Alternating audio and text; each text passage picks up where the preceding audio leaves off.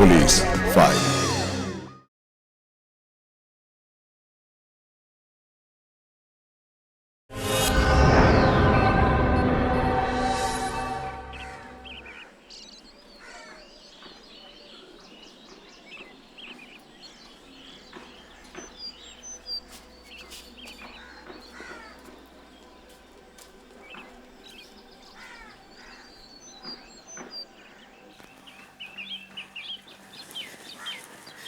কি গো বৌমা, মেয়েটাকে পেলে? না মা, কোথাও খুঁজে পেলাম না, সব জায়গায় খুঁজেছি, কত ডাকাডাকি করলাম, থাকলে তো সারা দিত।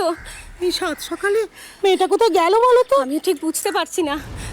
হ্যাঁ গো বৌমা, মেয়েটা তো আমার এরকম কোনোদিন করেনি। তাহলে তাহলে মেয়েটাকে? না না মা, ওসব ফালতু কথা চিন্তা করবে না। না গো, মেয়েটা ওখান থেকে আসার পর থেকে না কেমন জানি মন মরা হয়েছিল। ওসব কিছু না, হয়তো এই আশেপাশেই কোথাও আছে। দাঁড়ান, আমি আপনার ছেলেকে ডাকছি, ওই কিছু ব্যবস্থা করতে পারবে। কি গো, শুনছো? একবার বেরিয়ে এসো না। একবার এসো। আরে কি হলোটা কি? হ্যাঁ, সকাল সকালে তো চেঁচামেচি কিসের? কালকে বাজার তো করে দিয়েছি। ধুর, বাজার নয়, মিতাকে কোথাও খুঁজে পাওয়া যাচ্ছে না। খুঁজে পাওয়া যাচ্ছে না মানে? আরে ঘরে কোথাও নেই, আমি আশপাশটা মোটামুটি খুঁজে নিয়েছি, কোথাও পেলাম না। হ্যাঁ রে বাবু, বলছি মেয়েটা সকালবেলা কোথায় গেল, একটু দেখ না বাবা। আরে আছে আছে, ওই দেখো কাছাকাছি কারো বাড়ি গেছে বোধহয়। আর ও তো বাড়ি থেকেই বেরোয় না। বলছি কি, তুমি একবার যাও না, হ্যাঁ। আশপাশটা ভালো করে খুঁজে এসো। যা না রে বাবা, একটু দেখে আয় মেয়েটা কোথায় গেল আমার। আমি দেখছি দেখছি। হ্যাঁ, দাঁড়াও। যা। মা, আপনি চিন্তা করবেন না। ও মাসিমা, তো তোমাদের বাড়ি কিছু হয়েছে নাকি? তোমরা এই সাত সকালে কি ব্যাপার? না আসলে কেমন যেন ঠান্ডা ঠান্ডা পড়ে গেছে বল। হ্যাঁ তা ঠিক, কিন্তু শীতকাল আসতে এখনো ঢের বাকি। আর পুজোটাই তো এখনো কাটলো না, সবে তো আশ্বিন মাস। আশ্বিন মাস কি বলছিস রে? আশ্বিনের মাঝামাঝি হয়ে গেল। হ্যাঁ, তাহলে তো এই মাসের মজুরিটা পুরো পেয়ে যাবো বল। হ্যাঁ, তা তো পেয়ে যাওয়ারই কথা। কি জানি, দেখা যাক কি হয়। ওই দেখ। হ্যাঁ গো, তাহলে আর বলছি কি, আমরাও তো দেখি অবাক, গায়ে কাদা লেগে আছে, তারপর আবার গামছা জড়ানো। জানো কত করে ডাকলাম, সাড়াই দিল না, পাশ দিয়ে হন হন করে হেঁটে চলে গেল। তাই ভাবলাম তোমাদের ব্যাপারটা জানানো দরকার। তা তোমাদের সঙ্গে কি আবার ঝামেলা টামেলা হয়েছে নাকি? না না, ও তো আমাদের বাড়িতে আসেইনি। তা তা মিতা কোথায়? জানি না গো, সকাল থেকে ওকে কোথাও খুঁজে পাচ্ছি না। তাহলে দেখো, দেবাদেবীতে মিলে কোথায় বসে গল্প করছে। আমরা যাই গো, আমাদের আবার কাজে যেতে হবে। চল। না, এই যে ভাই, বলছি আমার মেয়েটাকে দেখেছো গো? দেখিনি দেখিনি হ্যাঁ, দেখিনি। দেখোনি কোথায় গেল মেয়েটা আমার? ওরে মিতা, মিতা রে, কোথায় গেল মেয়েটা? এই যে, হ্যাঁ গো মিনু মা, আমার মেয়েটাকে দেখেছো গো? না তো দেখিনি তো। দেখোনি কোথায় গেল বলো তো? কোথায় গেল? কোথায় গেল? কোথায় রয়েছে সে মা? চলো চলো চলো। আপনি চিন্তা করবেন না। কোথায় গেল মেয়েটা আমার? আরে তুই ওই দিকটা দেখো তো। মিতা! মিতা, ও মিতা, কোথায় যে গেল মেয়েটা? মিতা! মিতা, ওরে মা আমার কোথায় গেলি রে? আরে দেখ না ভালো করে, খুঁজে পাচ্ছি না। তাড়াতাড়ি চল দেখ মেয়েটা কোথায় গেল। ও মিতা, ওই গো, কোথাও তো দেখতে পাচ্ছি না। ও, ওই দূরে এত লোকের ভিড় কেন গো? চলো তো গিয়ে দেখি। চলো তো। এসো। কি হয়েছে দাদা? কি হয়েছে? দেখি দেখি দেখি সাইড দিন, সাইড দিন। হ্যাঁ, মিতা, মিতা! মিতা, মিতা! মিতা, মিতা! মিতা,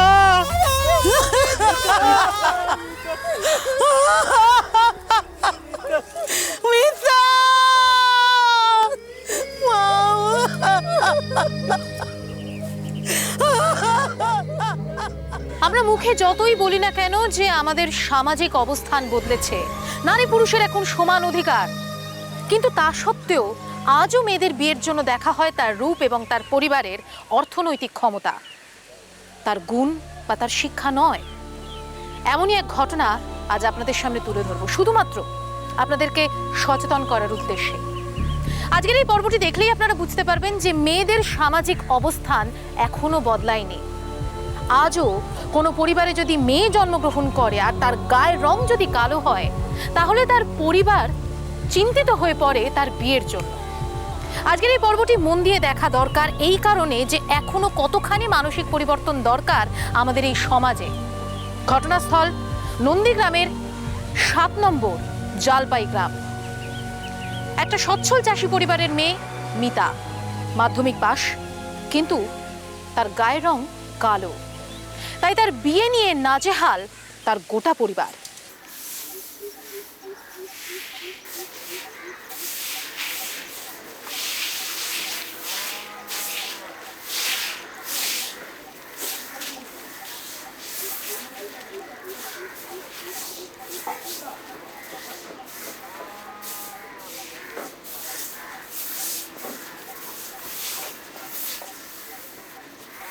মা, আমি একটু আসছি। কোথায়? কুসুমদের বাড়ি। কেন? ও মা, 2 দিন পর ওর বিয়ে, তারপর ও চলে যাবে। তখন কি আর 2 বন্ধুতে মিলে আড্ডা মারতে পারবো? আর আড্ডা মারতে হবে না, অনেক আড্ডা মেরেছো। এখন সংসারে কাজে একটু মন দাও দেখি। কেন, আমি কি কাজ করি না নাকি? কাজ করে তো উল্টো দিকে। শোনো, এখন নিজের বিয়ের দিকে একটু মন দাও। ব্যাস, আবার এক কথা শুরু করলে। দেখো মা, আমার বিয়ে হবে না। এই কালো মেয়েকে না কেউ বিয়ে করবে না। কেন হবে না শুনি? ভগবান সবার জন্য সব কিছু ঠিক করে দেয়। আর তাছাড়া তুই কম কিসে? দেখো বৌদি, কম বেশির কথা না, কত ছেলে তো আমায় দেখে গেল, আমার গায়ের রং কালো বলে কেউ পছন্দ করলো না। তাছাড়া আমাকে কে ঘরের বউ করে নিয়ে যাবে বলো তো? করবে করবে, বিয়ের ফুল যখন ফুটবে কেউ আটকাতে পারবে না। ওই আশায় বসে থাকো, আমি চললাম। নিজের নাইবা হলো, অন্যের বিয়েতে একটু আনন্দ করে আসি। মা, আসছি।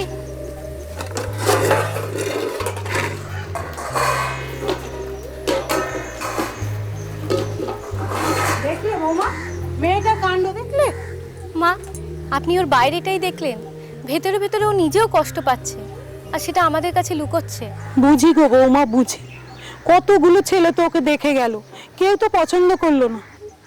কি যে হবে কে জানে।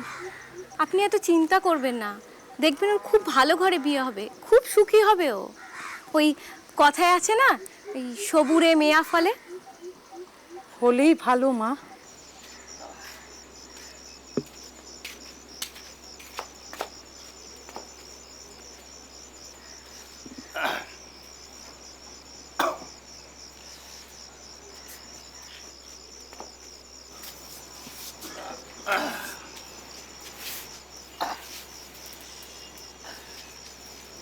এই নাও তোমার চা। শোনো, কি হলো? আজকে না মিতার জন্য একটা ভালো ছেলের খবর পেয়েছি। তাই নাকি? হ্যাঁ গো। কোথায় বাড়ি? এই তো সামনেই, আমাদের এই পাশের গ্রাম। ছেলে আর মা, ছোট্ট সংসার। এই ছেলে কি করে? এ আমাদের মতোই চাষবাস করে। আচ্ছা, তুমি ওদেরকে জানিয়েছো আমাদের মিতার গায়ের রং কালো? সব জানিয়েছি, আর ওরা সবকিছু জেনে শুনেই আসবে বলেছে। এবার দেখো কি হয়। আমি ভগবানকে দিন রাত ডাকি গো, মেয়েটার যেন একটু ভালো করে বিয়ে হয়। জানো, মেয়েটা মনে মনে খুব কষ্ট পাচ্ছে। কেন, কষ্ট কিসের? আরে বাবা, বারবার যদি সম্বন্ধ ভেঙে যায় গায়ের রঙের জন্য, তাহলে ওর খারাপ লাগবে না? তা অবশ্য ঠিক, তবে এবার যখন সব জেনে শুনে আসতে রাজি হয়েছে, এবার হয়তো বিয়েটা হয়েই যাবে। তাই যেন হয় গো। হবে না।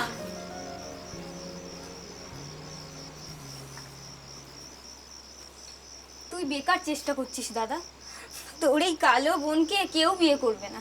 তুই অমন কথা বারবার কেন বলিস রে? তোর মতো মেয়ে পাওয়া ভাগ্যের ব্যাপার, কজনের ভাগ্যে এমন জোটে? কি হলো, হাসছিস যে? কেন মিথ্যে সান্ত্বনা দিচ্ছ বৌদি? সান্ত্বনা কেন রে? তুই দেখে নিস, এবার আমি তোর বিয়ে দিয়েই দেবো। কেন, আমাকে এ বাড়ি থেকে তাড়াবি বলে? এ কি কথা? এবারে যেমন আমার, এই তো তোরও বাড়ি। হ্যাঁ, এ বাড়ি তো তোদের দুজনারই, তাই বলে কি তুই সারা জীবন আইবুড়ো থাকবি নাকি? আমার কপালে যদি তাই থাকে তবে তাই হবে, তবে তোমরা জোর করে আমাকে কারোর ঘরে চাপিও না।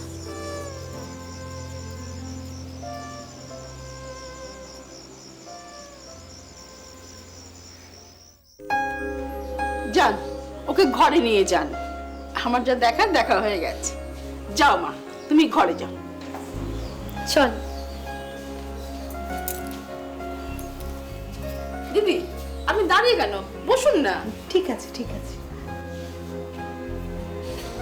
আপনাদের মেয়েকে না আমার পছন্দ হয়েছে, তবে ওই গায়ের রংটার জন্য। মেয়ে পছন্দ হয়েছে এটাই আসল। গায়ের রং দিয়ে কি করবেন? মেয়ে ভালো হলে সেটাই ভালো। তা তো বটেই, এই তবে কিনা আমার ছেলের নামে একটু ফর্সা মেয়ে পছন্দ। তাতে কি হয়েছে? কালোকে ফর্সা করার হাজারো ওষুধ বাজারে কিনতে পাওয়া যায়, কি বলাই? মানে কি বলছেন ঠিক বুঝতে পারলাম না মুখার্জি।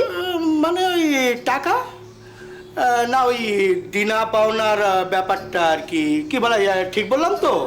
হ্যাঁ মানে সেসব নিয়ে কোনো অসুবিধা হবে না, আমরা ও ব্যাপারে কোনো কার্পণ্য করব না। না না বাবা, আমার ওতে কোনো লোভ নেই। হ্যাঁ, আর আমার তো বয়স হয়েছে, আমি কদিনই বা বাঁচবো।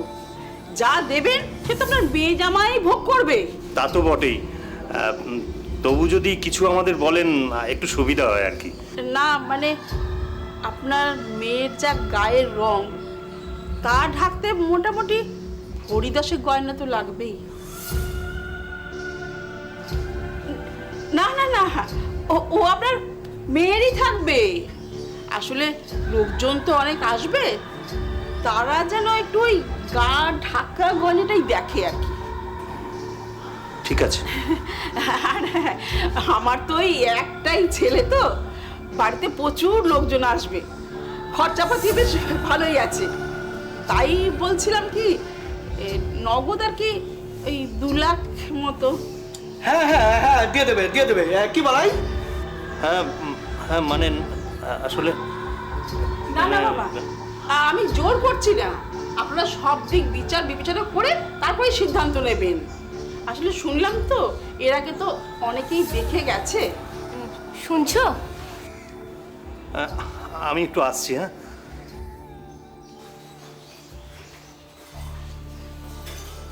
কি কি হয়েছে, কি ব্যাপার? শোনো, তুমি রাজি হয়ে যাও। বৌদি, দাদা এত কিছু কোথায় পাবে? তোকে অত কিছু ভাবতে হবে না। শোনো, সব ব্যবস্থা হয়ে যাবে। মিতাকে যখন ওদের পছন্দ হয়েছে, তুমি আর না করো না, দেখবে কোনো সমস্যা হবে না। কিন্তু আবার কিন্তু কিসের? তেমন হলে না হয় আমি আমার গয়নাগুলো দিয়ে দেবো। বৌদি, তুই চুপ কর। কি হলো, তুমি এখনো দাঁড়িয়ে আছো কেন? যাও। আচ্ছা ঠিক আছে।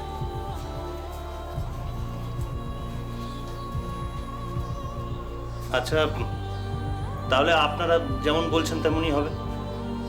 ব্যাস, তাহলে তো মিটেই গেল। আর মেয়েকে ধরুন আপনারা তো খাট, আলমারি, বিছানা এসব তো দেবেনই। আর আমার ছেলের জন্য একটা ওই সোনার চেন, মানে বেশ একটু ভারী দেখে। হ্যাঁ, আমার ছেলেরও না ওই একটাই শখ, আর কোনো চাহিদা নেই। হ্যাঁ হ্যাঁ, হয়ে যাবে। এত কিছু দেবে আর একটা চেন দিতে পারবে না? তাহলে বিয়েটা ফাইনাল? হ্যাঁ হ্যাঁ হ্যাঁ, আমার তরফ থেকে হ্যাঁ। এবার হচ্ছে ওনাদের ব্যাপার। বলাই, কি বলবে দিদি? কি বলবেন বলুন। আমি আর কি বলবো, উনি যখন পছন্দ করেছে, তা হ্যাঁ দিদি, ছেলে দেখতে আসবে তো মেয়েকে? না না না, আমি যাকে দেখে শুনে ঘরে নিয়ে যাব, আমার ছেলে তাকেই মেনে নেবে। ও আর 5টা ছেলের মতো নয়। এই পাড়া গিয়ে খোঁজ করে দেখবে, ওর খুব সুখ্যাতি আছে, সিরিয়াল করার মতো চেহারা। ঠিক বলেছেন দিদি, ছেলে তো সাক্ষাৎ কার্তিক। বাহ, এ তো দারুণ কথা। তাহলে তো আমাদের আপত্তির কোনো কারণই নেই। হ্যাঁ, তাহলে আর কি, তাহলে একটা শুভ দিন দেখে 4 রাত এক করে দিলেই হয়। হ্যাঁ হ্যাঁ, সেই ভালো। এবার একটু মিষ্টি মুখ করুন। হ্যাঁ হ্যাঁ। এই দিদি, একটু মিষ্টি মুখ।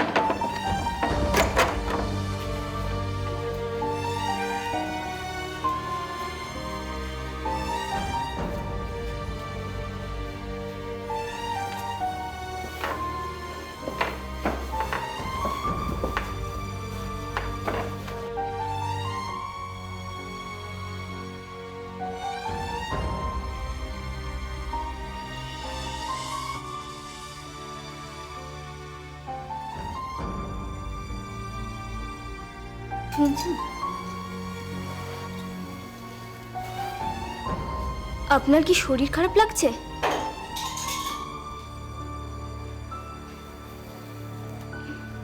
শুনছেন? আমার কি কোনো অন্যায় হয়েছে? আপনি আমার সাথে কথা বলছেন না কেন?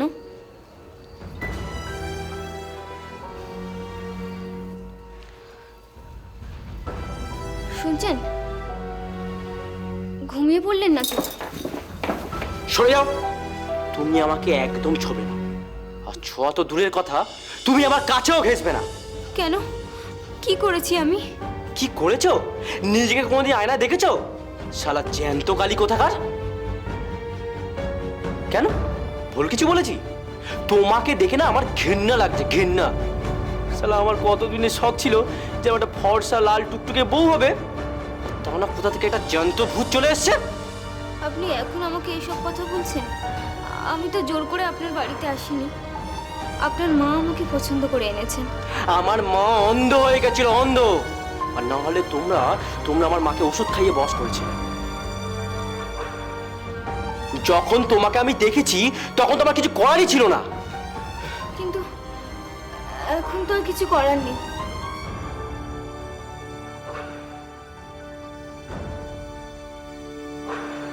চুপ করো, সুখী করবে তোমাকে আমার সহ্যই হচ্ছে না। শুনুন, আজকের দিনে ঘর থেকে যেতে নেই, যাবেন না। শোনো, তোমার সাথে ফুল সজ্জা করার থেকে না পানা পুকুরে ডুবে মরা ভালো। শালা ফুল সজ্জা।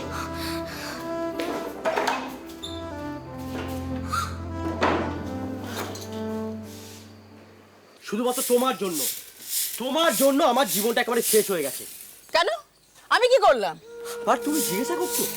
তা তুমি কি অন্ধ? ওই কালো মেয়েটার সাথে আমার বিয়ে দিয়েছো? তা তুমি জানতে না আমি ফর্সা মেয়ে চেয়েছিলাম? ওই কালো রং আমার একেবারে সহ্য হয় না। চুপ কর। গায়ে রং নেই, তুই কি ধুয়ে খাবি নাকি? ওই কালো মেয়ে বলেই তো ওর বাড়ি থেকে টাকা পয়সা গয়নাগাটি এত কিছু দিয়ে না আমার ঘর আলো করে দিয়েছে। ফর্সা মেয়ে হলে তুই এত কিছু পেতিস? তারপরে ওই কালো কুস্তি মেয়েটা।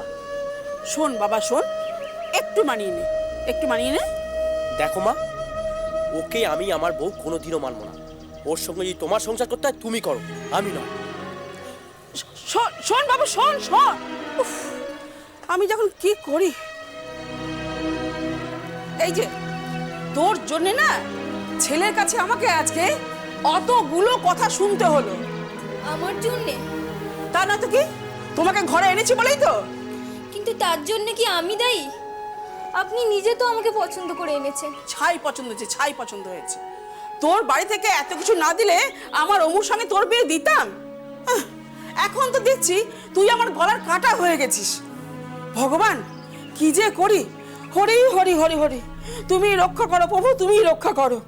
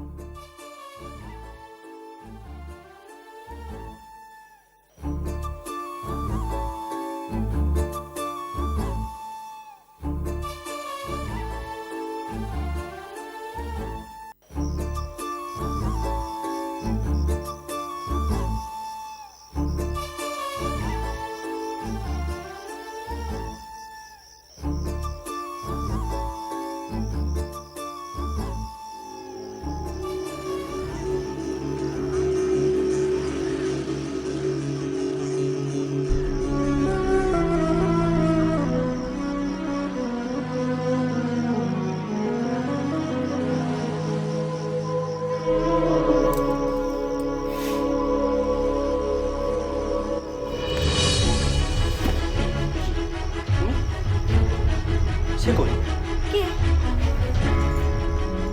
কি হলো? কিছু না, তুই সরো এখান থেকে। আমি কেন সরবো? আমি তোমার বউ। বউ দেখাতে এসছো? ভাই এখান থেকে।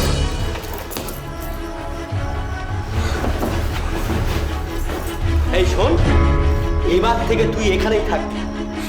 কেন? আমি কেন নিচে থাকবো? আমি কি দোষ করেছি? যদি তোমার মা টাকা পয়সার লোভে আমাকে বিয়ে দেয় তোমার সাথে, তাহলে দোষটা তোমার মায়ের, আমার না। কি বললি? ঠিক বলেছি, কালো বলে কি আমি মানুষ নই? আমার একটা মান সম্মান আছে, অপমান সহ্য করার আমার একটা লিমিট আছে। এই, কলম লেখাপড়া শিখেছিস বলে মুখে খুব বুলি উঠছিস না? হ্যাঁ? তুই আমার মাকে লোভী বললি? ঠিক বলেছি, তুমি তো একটা কি কি বল, আমি কি বল? কি আবার, পেটে যদি একটু বিদ্যে থাকতো তাহলে নিজেই বুঝতে।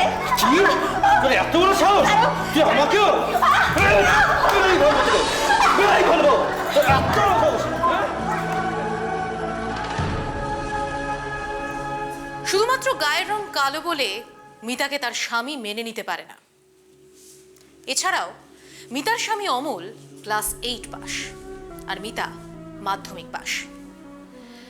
আর সেটাই অমলের মনে ক্ষোভ হয়। তার ফলে সে মিতার ওপর শারীরিক ও মানসিক অত্যাচার করতে শুরু করে। এবং শুধুমাত্র মিতার স্বামী অমলই নয়, তার সঙ্গে যোগ দেয় তার শাশুড়িও। দিনের পর দিন লাঞ্ছিত অপমানিত হতে হতে মাঝে মাঝেই মিতা প্রতিবাদ করে ওঠে। আর তার ফলে এই অত্যাচারের মাত্রা আরো বেড়ে যায়।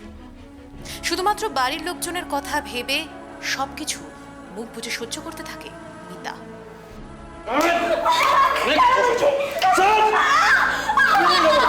শোন, তুই ওরা ভাগ এখান থেকে।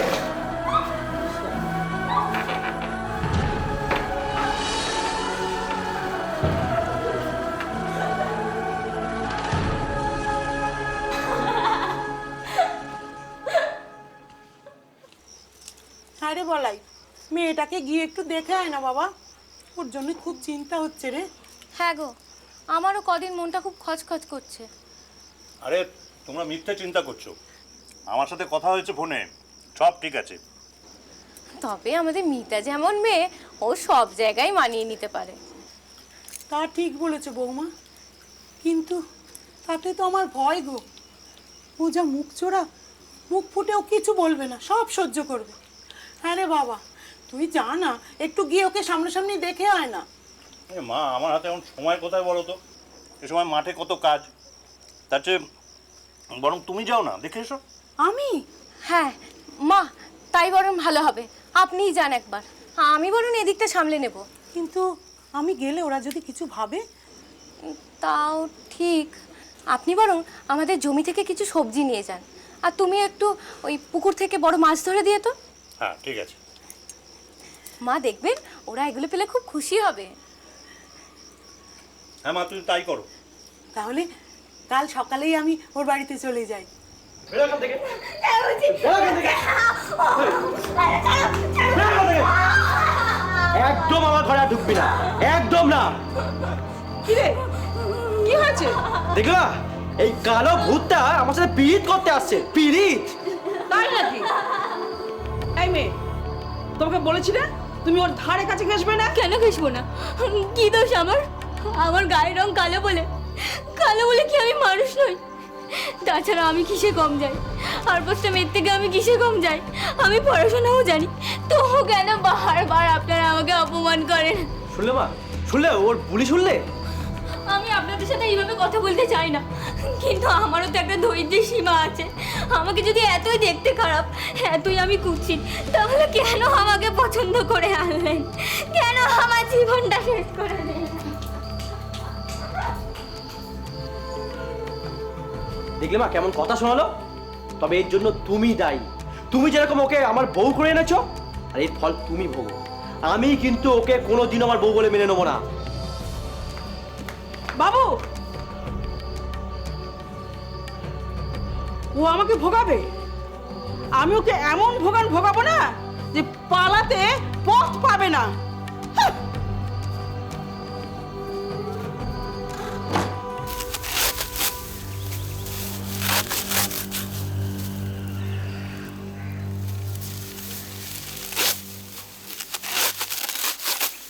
মিতা, ও মিতা।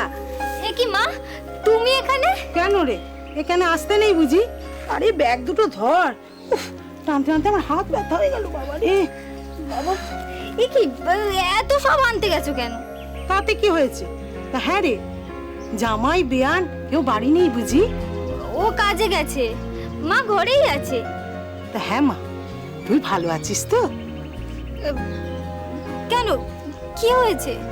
না তোর চোখ মুখ কেমন শুকনো শুকনো লাগছে, চোখের তলায় কালি পড়েছে। হ্যাঁ রে, তুই ভালো আছিস মা? কি যে বলো না মা, ভালো থাকবো না কেন? চলো তুমি চলো তো, আগে একটু বসে আসো। আপনি কখন এলেন? এই তো এই মাত্র এলো। ও হ্যাঁ, তা না বলেই চলে এসেছি, কিছু মনে করলেন না তো? না না, সে কি কথা, মেয়ের বাড়ি, আপনি যখন খুশি আসবেন। তো ব্যাগে সব কি? ও তেমন কিছু নয়, ওই জমিতে কিছু শাকসবজি হয়েছিল আর পুকুরে কটা মাছ। দিদি, এই সবগুলো কষ্ট করে আনার কি দরকার ছিল? তাতে কি হয়েছে? তা হ্যাঁ রে, তুই দাঁড়িয়ে আছিস কেন? ওগুলো নিয়ে ঘরের মধ্যে রেখে আয়, যা। হ্যাঁ, তা ভালো আছেন তো আপনারা? ওই চলছে, ভালোই হলো, একটু জমিয়ে না গল্প করা যাবে। বৌমা, দু কাপ চা করো তো। ঠিক আছে মা। তা দিদি, আজকে থাকবেন তো? না না না, আমি এখনই চলে যাব। মেয়েটার সাথে অনেকদিন দেখা হয়নি তো, তাই এসেছি। ও মা, সে কি কথা, আজকের দিনটা থেকে যান, কালকে না হয়। না, আসলে মেয়ের বিয়ের পর আর দূর ছাড়ুন তো, আসুন আসুন, ঘরে আসুন, ঘরে আসুন, চলুন চলুন চলুন চলুন, ঘরে চলুন।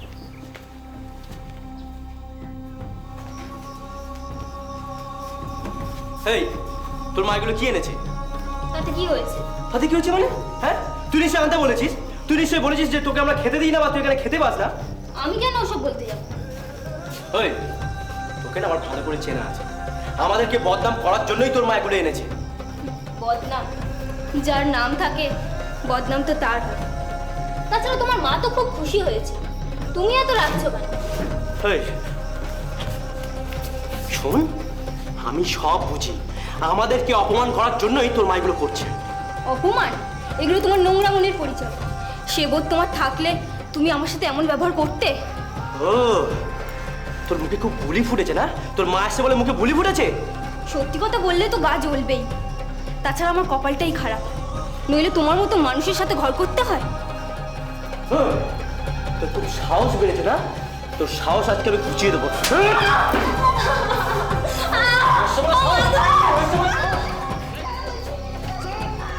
কিসের চিৎকার হচ্ছে ঘরে? মেয়েটাকে বোধহয় মারছে। না না দিদি, ওটা তো স্বামী স্ত্রীর ব্যাপার। না না না না না, কিছু একটা হচ্ছে।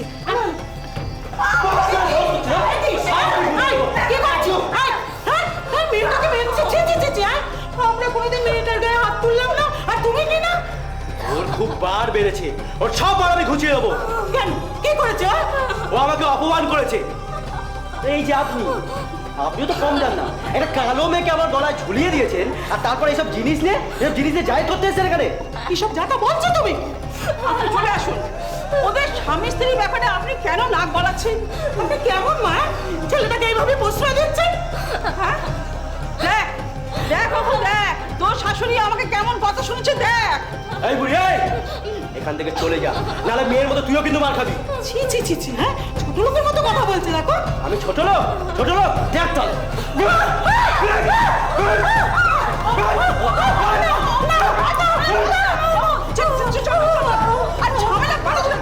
মা, শোনো মা, তুমি ওদেরকে বলে দিও, ওরা যেন দ্বিতীয়বার যেন এখানে না আসে।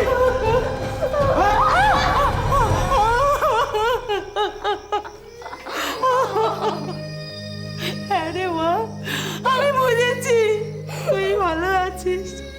হে ভগবান, এ তুমি কি করলে? আগে যদি জানতাম, মেয়েটাকে আমার আইবুড়ো করে আমার কাছে রেখে দিতাম, এখানে বিয়ে দিতাম না। এত কিছু হয়ে গেল আর আমাদের কিচ্ছু জানালো না। ও আমাদের কথা ভেবে মুখ বুজে সব সহ্য করেছে। আমি ওখানে না গেলে কিছুই তো জানতে পারতাম না, মেয়েটা হয়তো ওখানেই মরে যেত। মা, আপনি একটু শান্ত হন, আর কাঁদবেন না। আচ্ছা, ও এখন কি করছে? এখন একটু ঘুমিয়েছে।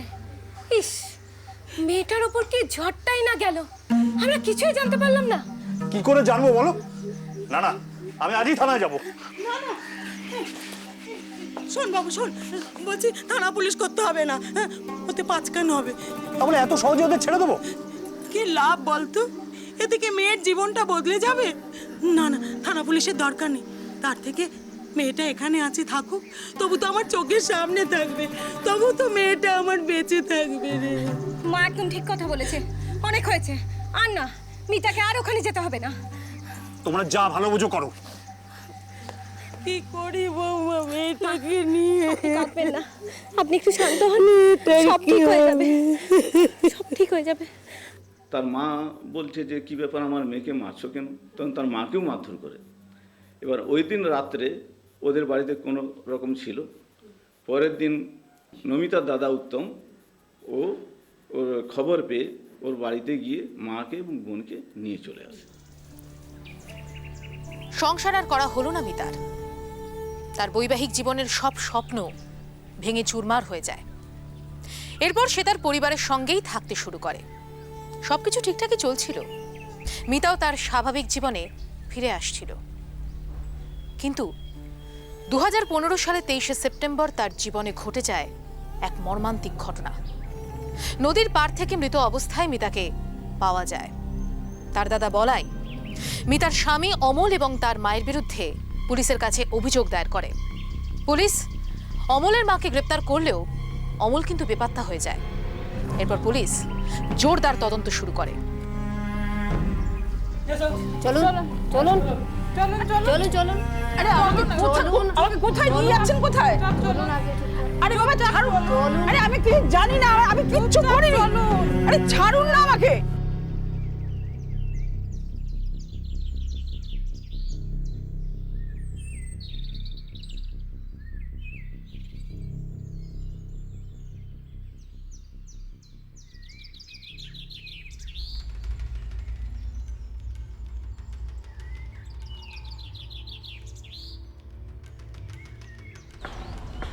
কেমন যেন ঠান্ডা ঠান্ডা পড়ে গেছে বল।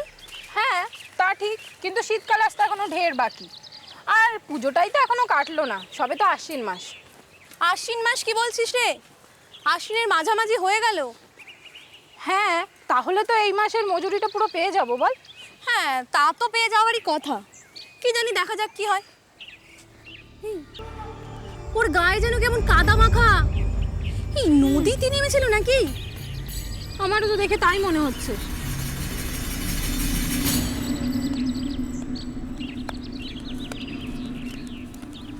এই এই কি গো, এই শুনছো? যখন ও চলে যাচ্ছে গামছা পরা অবস্থায় ছিল, তখন পাড়ার দুটি মহিলা ওকে পরপর দেখতে পায়। একজন প্রথমে দেখতে পেয়ে বলছে যে বিমল কি ব্যাপার, তুমি কোথায় যাচ্ছ এরকম অবস্থায়? আরে দাঁড়াও দাঁড়াও দাঁড়াও। ও তখন আরও জোরে ছুটে পালিয়ে যায়। কিরে অমল,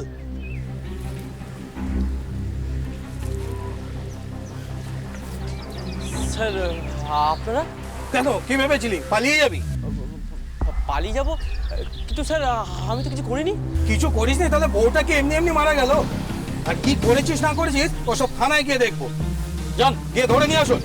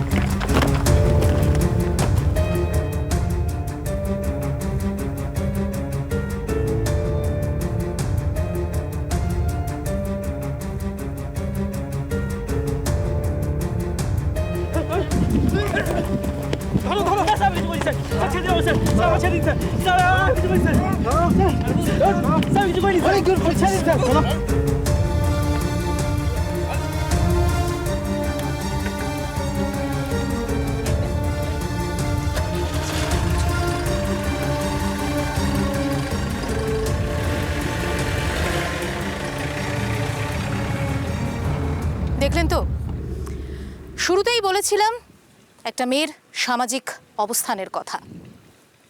এই কোন সমাজে আমরা বসবাস করছি? চারিদিকে এত অগ্রগতি, এত শিক্ষার প্রসার, তবুও তার মাঝে এই কেমন ধরনের মানসিকতা? সবার আগে দরকার সেই মানসিকতা বদলানোর। একটা মানুষকে রূপ দেখে বিচার করা উচিত নয়, তার গুণটাকেও দেখতে হবে। আমরা রোজ বলি যে মেয়েদের লেখাপড়া শেখান, যাতে সে নিজের যোগ্যতা নিজে অর্জন করতে পারে এবং ভবিষ্যতে তার রূপ নয়, তার যোগ্যতাটা সামনে উঠে আসে। তাহলেই আমাদের এই সমাজে মেয়েরা মাথা উঁচু করে বাঁচতে পারবে। বিষয়টা একবার ভেবে দেখবেন। বাথরুমের ধারে মগর, একজোড়া চপ্পল আর মেয়েটির ছায়া পড়েছিল। তারপর ওই খাল পাড়ের ধারে ধারে ওরা ওখানে খালে যে টেনে ফেলেছে সেই চিহ্ন ছিল। খুঁজতে খুঁজতে এসে ওই খালের ধারে একটা ঝোপের মধ্যে ডেড বডি দেখতে পায়। বিমল প্রথমে ওর মা অ্যারেস্ট হয়েছিল। অ্যারেস্ট হওয়ার পর পরবর্তীকালে বেশ কিছুদিন পরে বিমল গা ঢাকা দিয়েছিল, পুলিশ অ্যারেস্ট করে। আজকের মতো এই পর্যন্তই। আপনাদের সঙ্গে দেখা হবে আগামী পর্বে। ততক্ষণ ভালো থাকুন, সাবধানে থাকুন, আর অবশ্যই সদা সতর্ক থাকুন আর দেখতে থাকুন পুলিশ ফাইলস।